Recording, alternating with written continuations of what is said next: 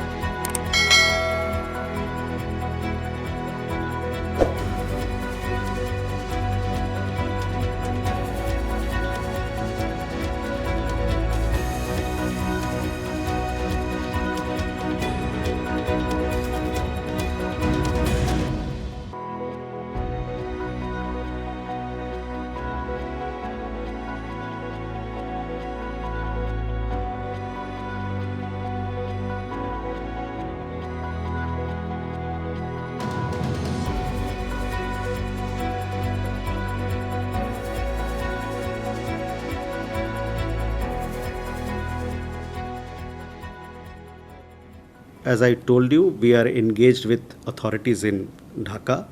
We have before us an evolving situation. As a close friend of the people of Bangladesh, it is our understanding that we want restoration of peace and stability in the country as soon as possible, so that normal life can begin, so that we can, all the things that you've talked about, they can be looked after, and we can take the interest of the people of Bangladesh and our own interest forward.